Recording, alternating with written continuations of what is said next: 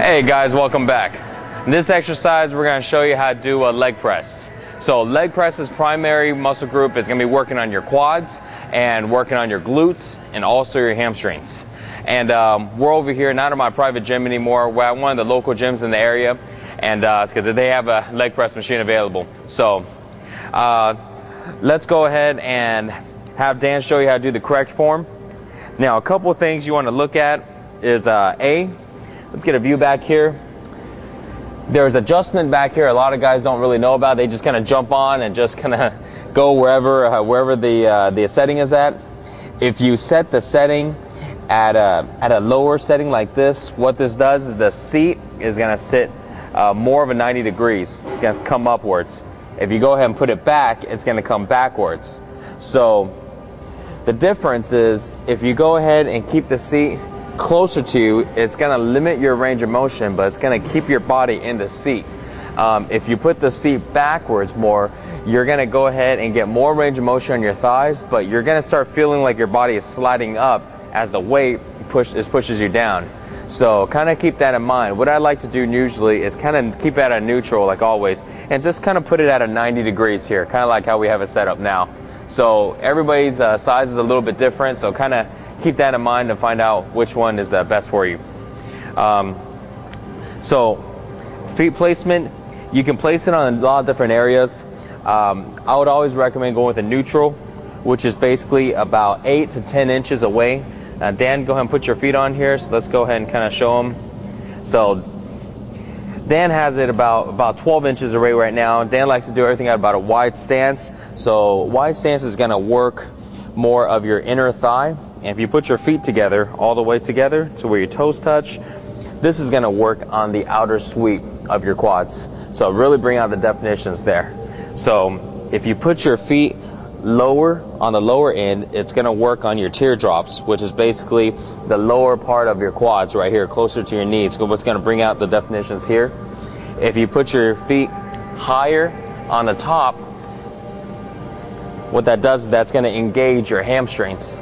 So you may not even actually feel a lot of your quads. You'll probably feel a high right here in your quads, but you're going to feel a lot of hamstrings and a lot of glutes. So anywhere on the top is going to work on that. Anywhere on the bottom is going to hit more of the lower quads. So this way you have kind of a general understanding. And always, I always stick with a neutral position, which is pretty much directly in the middle. And you want to have almost about equal distance on all sides of your feet, which means here, here, and here, on the top and on the bottom. If you can put your feet in the middle of about everything, you would develop a more overall muscle in your quads and your glutes and your hams. And let's go ahead and get started. Let's go and show them the right form. So this machine here, form is very easy. Just make sure you have your chest out and come all the way down. And you notice how Dan's leg is coming about to his chest. Now you don't have to go much further in that, but you definitely want to get it at least to a part of your chest, so this way you can get a good full range of motion.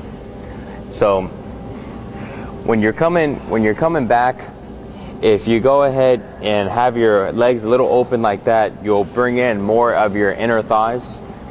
If you keep your knees closed in, let's keep our knees closed in on the next one. You'll bring in more of your outer thigh.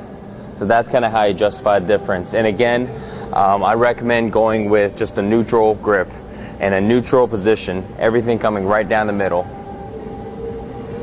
And again,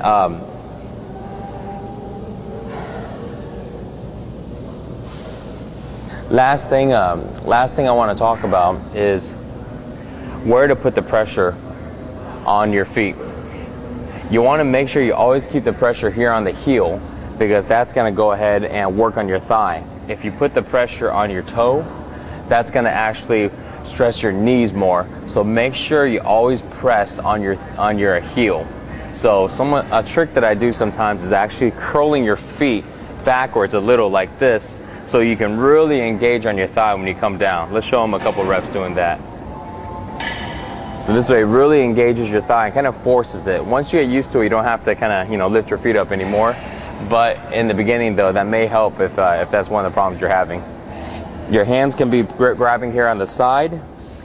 And if you like, you can also go ahead and put your hands on your thigh here, kind of as a self spot whenever you're going really heavy. But in the meantime, when you're going on a regular weight, about 12 reps or so, you can just have your hands here on the side. A technique I do sometimes is having my hands over here on the seat. Why don't you grab the seat right here, Dan?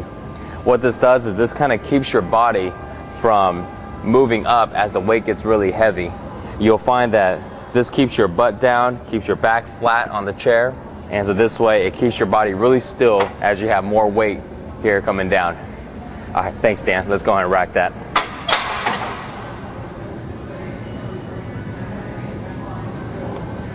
So some of the incorrect forms on how to do the leg press, majority of the time that I see, and this is a very big hazard, it's just going too low. So something like this, because they think they want to work on their thighs a lot, and then they'll go ahead and come down like this. And if you notice, the pressure's here on the toes, all the pressure's here on the knees. Another thing is when they put their feet here, and when they come back, they'll come back all the way to where their feet lifts up like this. All the pressure is here on your knees and none on your quads, okay? So always make sure, even if you are going to be in this position, that pressure's on your heel. You can lift your toes up like this, come down to where you feel like the pressure is on your heel. By the time when you come too low and the pressure starts traveling up, you need to go ahead and have that be your stopping point and drive the weight back up, okay? Be very careful when you're on the top to make sure not to slip your feet off here. And you always want to keep your feet on the platform. You don't want to do something like this. This is very hazardous, and if your feet slips, you can get injured. So always keep your feet on the platform. Another way to do leg presses could be working on your calves. When you're doing this, always keep your locks in, and you can go ahead and either do it bent like this, where you come down and come up like that, or you can lock in your knees and do the same thing.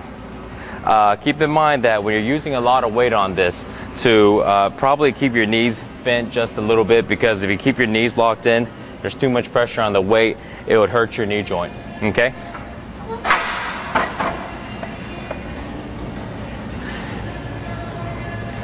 All right, anything you want to add in, Dan? Yeah, would you ever recommend the guy cross his hands over his chest or put his hands like this on his chest?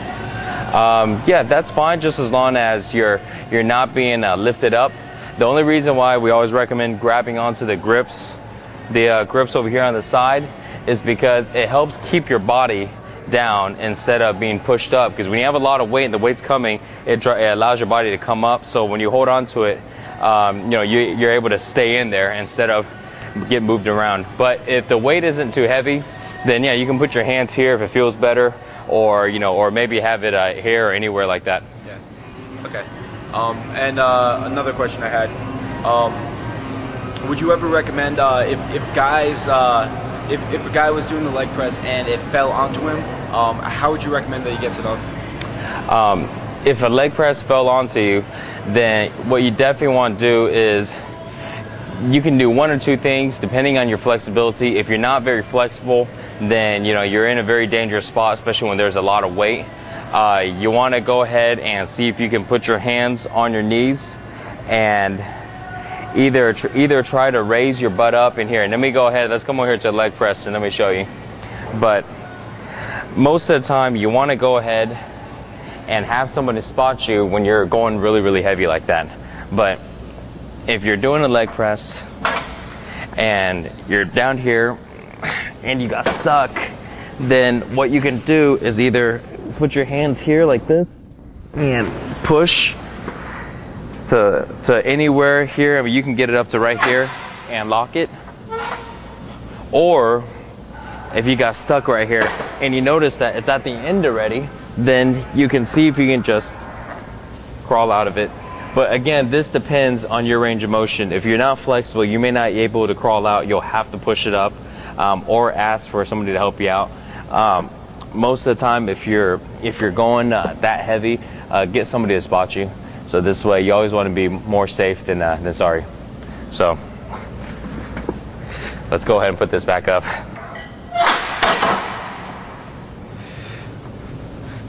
Okay, so that's it, guys, for how to do the leg press.